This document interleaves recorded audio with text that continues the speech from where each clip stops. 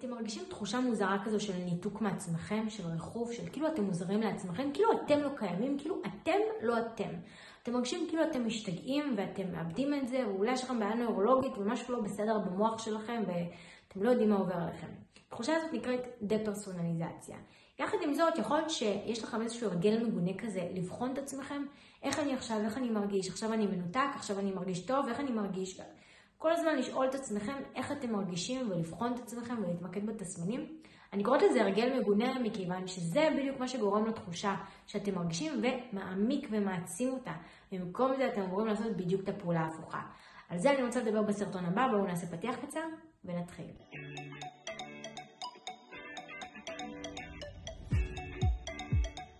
שלום וברוכים השבים לערוץ היוטיוב שלי, אני בר הדדי ואני עוזרת לאנשים עם חרדה, דיכאון, דפרסונליזציה ודה-ריאליזציה. והיום בסרטון אני רוצה לדבר על ההרגל המגונה הזה. ממש הרגל מגונה של אנשים בדרך כלל עם דה-פרסונליזציה, אבל גם דה-ריאליזציה, שכל הזמן בוחנים את עצמם.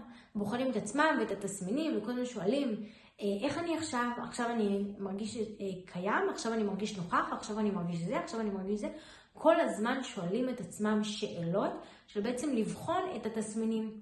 מה שקורה, הם מתעסקים בבעיה ולא בפתרון. הם מתעסקים בבעיה ומעמיקים אותה. למה? כי הבעיה הזאת ניזונה מפחד ולחץ וסטרס. כי כל הדבר הזה בעצם מעודד את המנגנון ההישרדותי במוח. וברגע שהם חושבים ומתעסקים בתסמינים ובבעיה, הם נותנים עוד דלק לחלק ההישרדותי במוח, שהוא בעצם זה שמפעיל את התסמינים האלה, ואז התסמינים האלה נשארים או אפילו מועצמים ברגע שמתעסקים בזה. לעומת זו, מה שצריך לעשות זה בעצם להתעסק בדברים הרבה יותר חיוביים, להתעסק בפתרון, להתעסק בתקווה, בדברים שאני אוהב, במה שעושה לי טוב, מה שעשה לי טוב לפחות, אם אני מרגיש כרגע מנותק וגם מנותק רגשית. כמה שיותר התעסקות בדברים החיוביים ולא התעסקות בדברים השליליים. עכשיו זה הרגל מגונה מכיוון שהרבה פעמים הוא אפילו בלתי נשלט, ולכן צריך ממש לעשות איזשהו מאמץ כדי להפסיק את הדפוס הזה. חשוב לי להגיד מכיוון שיצא לי לפגוש אנשים שממש ההרגל הזה הוא חלק מהם. הם לא מפסיקים להתעסק בתסמינים ובבעיה, וזה בדיוק הדבר שלא טוב לעשות, כי במקום להתעסק בבעיה צריך להתעסק בפתרון. הם פשוט לא היו מסוגלים לעשות שום דבר כדי לעזור לעצמם, בגלל שהם מאוד מאוד מאוד מאוד מאוד פחדו. הם פשוט פחדו כי הפוקוס שלהם היה על הבעיה שלהם, על התסמינים של חווים, ועל זה שהם כל היום מתעסקים ב"אני פה, אני לא פה", ואיך אני מרגיש, איך אני עכשיו, איך אני זה, איך אני. מה שקורה כשאנחנו גם בוחנים את עצמנו באיך אני, אנחנו בהכרח מנתקים את עצמנו מעצמנו, בעצם אנחנו דורשים מהמוח שלנו לנתק, ולהפוך בעצם להיות כביכול מישהו נפרד מעצמנו שבוחן אותנו. ואז נקודת המבט שלנו יוצאת מעצמנו, ולכן אנחנו נרגיש זרות כלפי עצמנו, ואנחנו גם נרגיש מנותקים מעצמנו.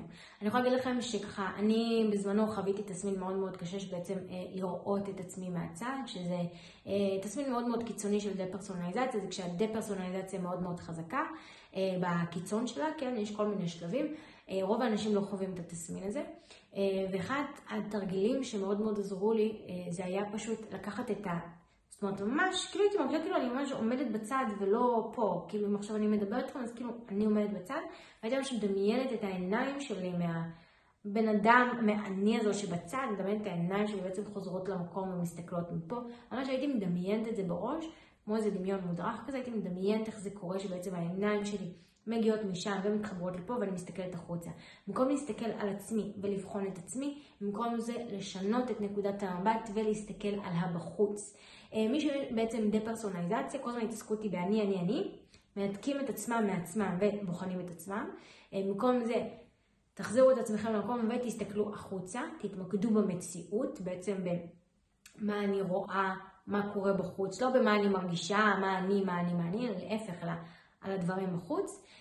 ואם אתם דה-ריאליזציה, אז דווקא אני ממליצה יותר לשאול מה אני מרגיש עכשיו. זאת אומרת, אם המציאות נראית לי כמו חלום, אז כשאני מסתכל על בחוץ, כל הזמן יש לי את זה אמיתי, זה לא אמיתי, תחושה כזאת. אז במקום זה בעצם להתמקד על מה אני מרגיש עכשיו, מה בא לי עכשיו. בעצם מה עכשיו אני רוצה, בעצם מתחבר לרגשות, לרצון. לא צריך כאילו, וואו, איך בא לי, זה משהו גדול. לשאול פשוט מה בא לי עכשיו, בא לי לשבת, בא לי ללכת, בא לי לישון, שאלות מאוד מאוד פשוטות.